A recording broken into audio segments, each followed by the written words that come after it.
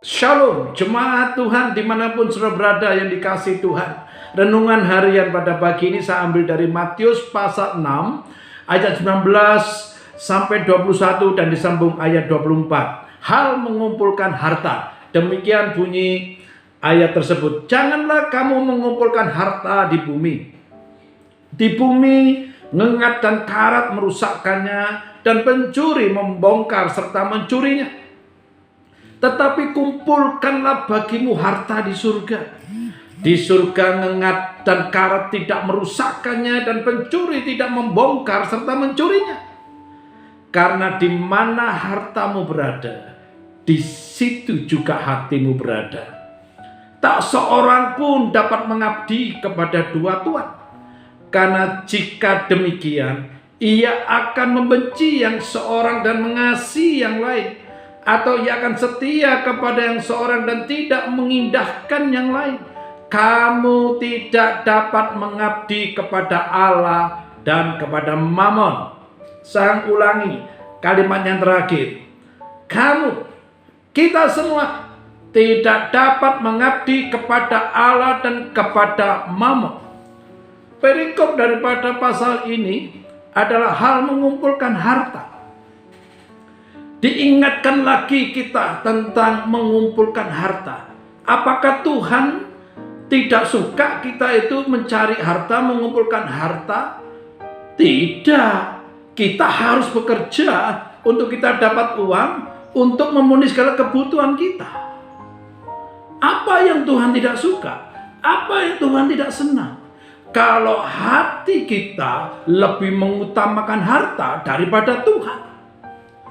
Kalau kita terus fokus hanya mencari harta, uang, waktu adalah uang, sehingga tidak ada waktu untuk Tuhan, tidak ada waktu untuk ibadah, tidak ada waktu untuk merenungkan firman. Ini yang Tuhan tidak suka. Tuhan ingin Dia yang terutama, Yesus yang terutama, lebih dari segalanya. Seseorang tidak bisa mengabdi kepada Allah dan kepada Mammon. Di mana hartamu berada, di situ juga hatimu berada.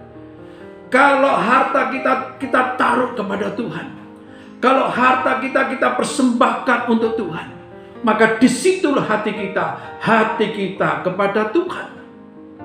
Yang Tuhan inginkan adalah aku diberkati oleh Tuhan. Harta yang aku punya, kekayaan yang aku miliki berasal dari Tuhan dan aku kembalikan untuk Tuhan. Bukankah kita adalah milik Tuhan? Kita telah dibeli dan harganya telah lunas dibayar.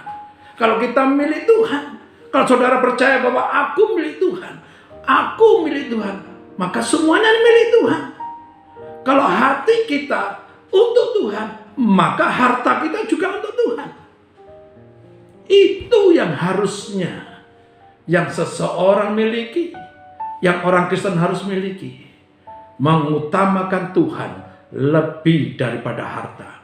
Kalau itu kita miliki, maka kita pasti menjadi orang yang suka memberi, murah hati, mensupport pelayanan untuk kemuliaan nama Tuhan, suka menolong, berbagi, maka kita memiliki harta di surga. Tetap semangat, Tuhan Yesus memberkati. Amin.